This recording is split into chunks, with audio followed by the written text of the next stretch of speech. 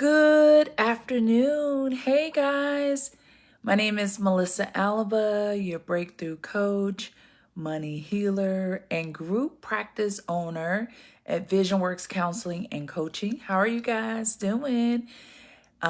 Just wanted to check in with you. I know we were supposed to be talking about getting back to trust last week. And unfortunately, I just wasn't feeling well and wasn't able to come on with you guys. So today I'm here. I am here. Just drop something here. And we are going to share how to get back to trust. So here's the thing. When things happen in relationships, they are really tough. They literally, a lot of times, when trust has been breached, they are tough to repair from, right? Many of us have had that situation where it's been like, I want to forgive this person. I want to let go. I want to accept their apology. I want to move on. And there are different pieces to that. And in future episodes, videos, talks, we'll go deeper. But today I want to just talk about what trust looks like and how do we get back to trust. So Brene Brown did this beautiful thing, and I'm going to share with you guys where she created an acronym. And I actually did a talk on this some time ago. And it was exciting to talk about this with a group of folks where I taught on trust and the different components. So it was a 3-part series. So today I'm just going to share this component with you so that you can think about it in your current relationship or a thing that you really want to work through, right? So braving wildly. So braving, BRAVING, right? So the B stands for boundaries. The first thing that we have to be able to do when we are looking to establish trust or reestablish trust that's been broken is that we have boundaries for how we are treated and how the person treats us. Sounds good? A boundary must be set. So, for example, when I'm thinking about, couples that we may work with at VisionWorks Counseling Coaching, infidelity may have happened.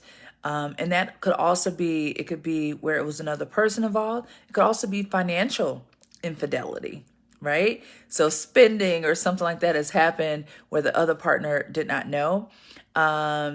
Maybe something was said in a parent-child relationship that needs to be repaired.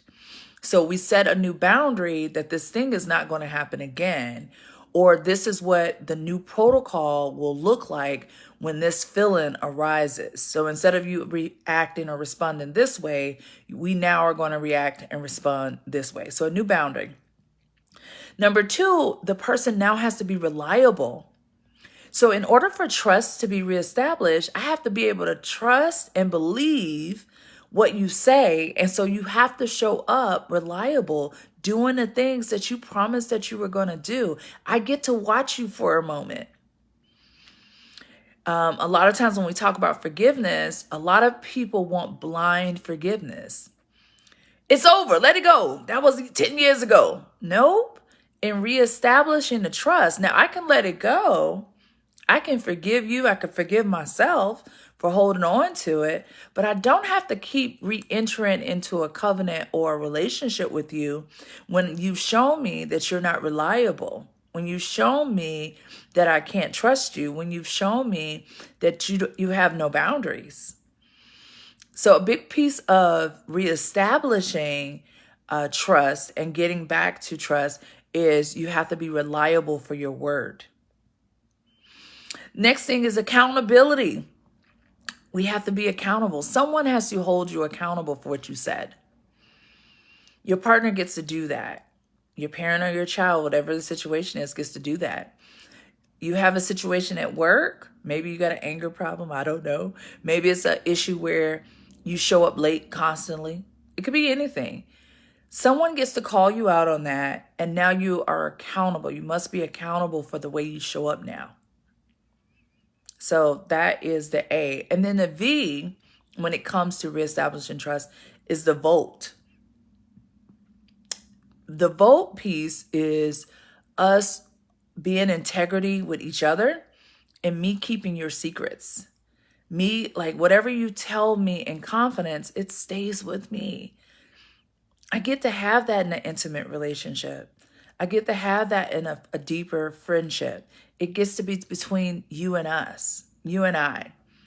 So the vote is I keep my word and I keep this thing between me and you who have walked it out and talked it out.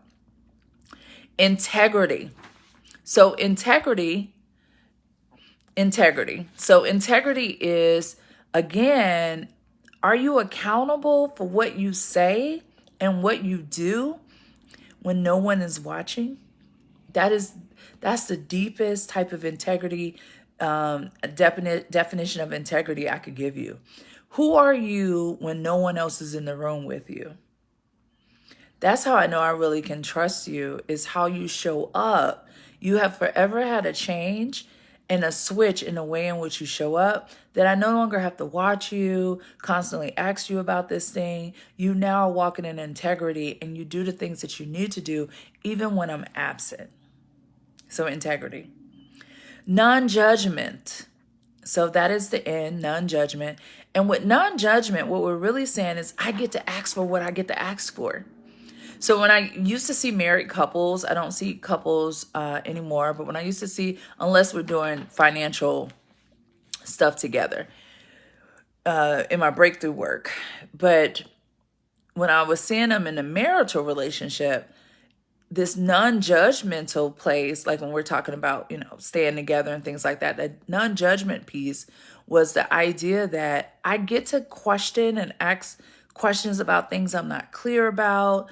I get to tell you how I truly feel. When you're hurt over something, I get to bring that conversation up without being judged. So many times I meet folks, and even in the individual work that I do now with clients, and they're afraid to ask their spouse a question or to tell them that something hurt their feelings. And I'm like, this is your spouse. This is the person you sleep with every night. You see the first person you see in the morning. You get to ask a question and it not to be judged. So have you ever had where someone has said, oh, not this again?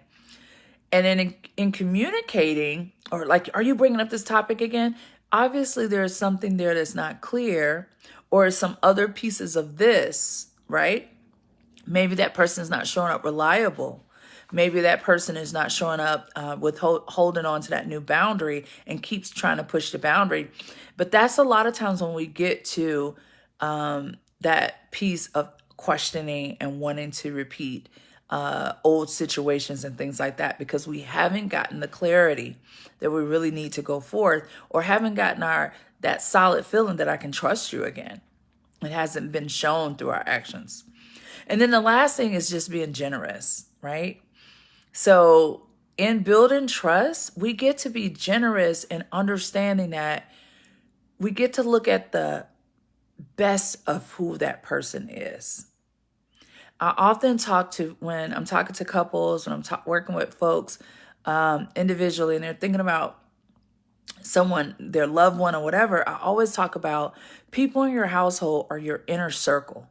I think about my own inner circle. I have very few people in my inner circle, but the people who are in my inner circle are people I trust, people I share a lot with, people I give the benefit of the doubt of. They're late for a meeting. We're about to go somewhere. They can't come, all of us. I give them the benefit of the doubt. They don't text me right back. I think the best. Oh, they must have been in a meeting today. Oh, they must have had to stop and do so-and-so. I give them the benefit of doubt. I'm generous with that because they're a part of my inner circle. So I don't judge them so harshly.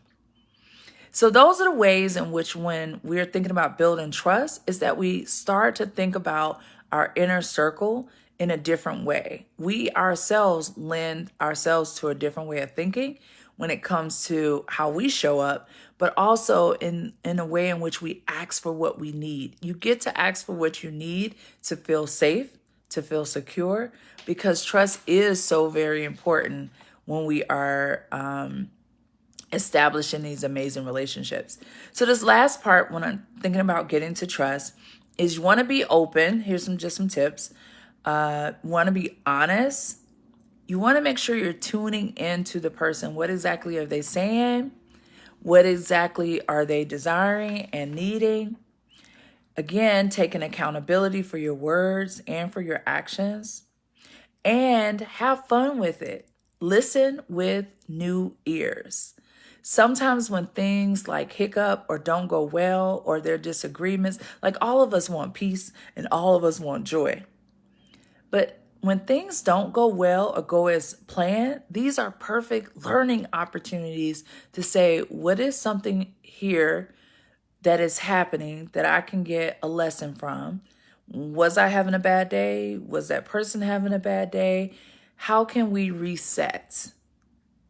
So allow miscommunication to actually lead to better and deeper communication and emotional intimacy by having great conversations, by taking the time to tune in and listen and see what's happening with that person at that particular moment and not holding them hostage for things that were out of their control.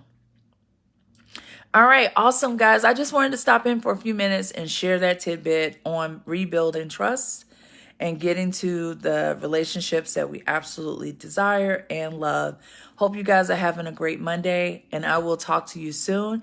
If you need any support in any area, please reach out to us at visionworkscoaching.com. So that's www.visionworkscoaching.com. We are here to support you. Talk to you soon. Bye.